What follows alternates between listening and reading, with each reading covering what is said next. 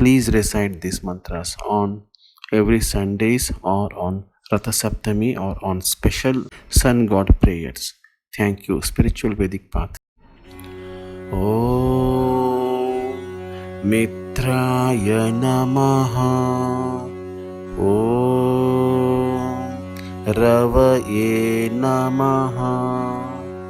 Om Suryaya Namaha. Om Bhanave Namaha.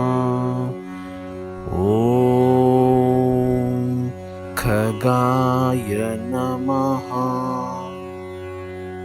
Om Pushne Namaha.